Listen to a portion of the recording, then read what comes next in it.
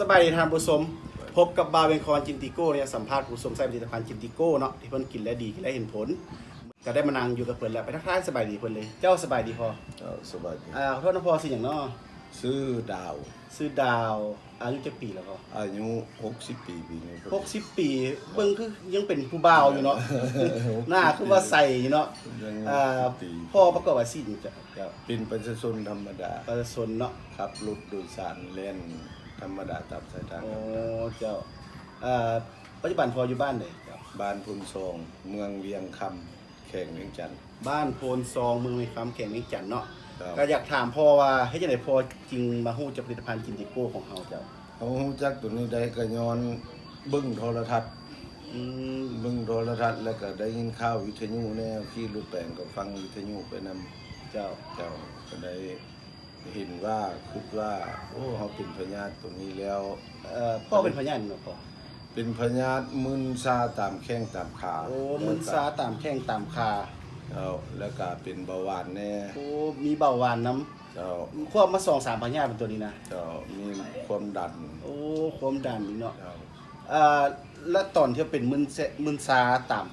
แขนตามขานี่ถึงขั้นว่าขับรถไปนี่ไปไกลไปยังได๋มึนตอนนั้นก็ไปย่างเฮาไปไกลเฮาไปอันนั้นแข้งขานี่สิบวมบวมขึ้นตามนี้บ่บวมขึ้นตามขา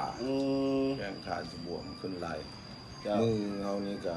ทันขึ้นมาหลายตอนช่วงเฮาบ่ทันได้กินมันก็เฮากำมันเทื่อมันก็สิเข่งตึง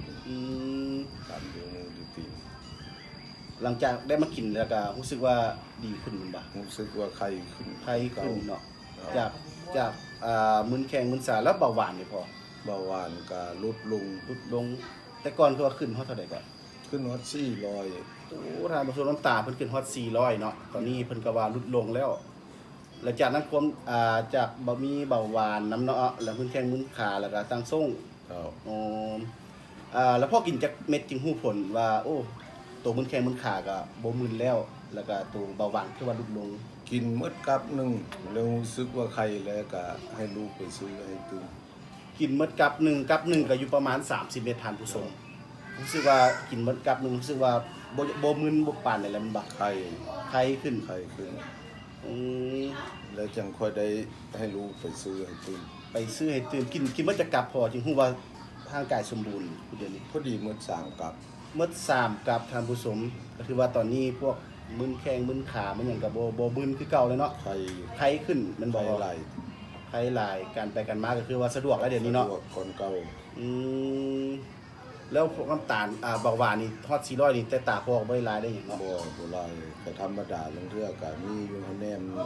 เฮาเบิ่งหนังเสี้ยนหนังสือนี่มันสิบ่ค่อยเห็นครับมันเป็นเรือนไปเนาะ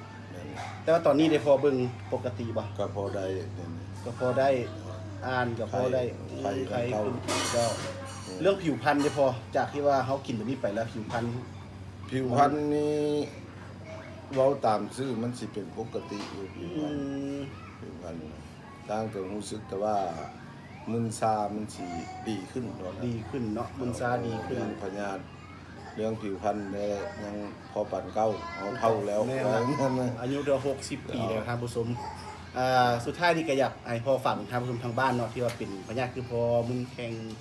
มึนขาแล้วก็เบาหวานเนาะก็ให้อยากมาสนใจผลิตภัณฑ์จินติโก้เฮาเจ้าเชิญครับคันถ้าผู้ใดยังเป็นคือค่อยนี้ถ้าไผอยากลองก็กินลองเบิ่งมันเฉพาะข้าพเจ้านี่เองกินแล้วนั้นรู้สึกว่าดีเจ้าบ่ได้เอาความมีหยังมาเว้าเฮ็ดเว้าตัวหยังเว้าตามตัวจริงเจ้าใครอยากลองก็ลองได้เจ้าคือว่าทางจินติโก้นี่บ่ได้มาซื้อจ้างพอเว้าเนาะบ่แม่นอันนี้คือเจ็บแท้เนาะแล้วก็เป็นแท้แล้วก็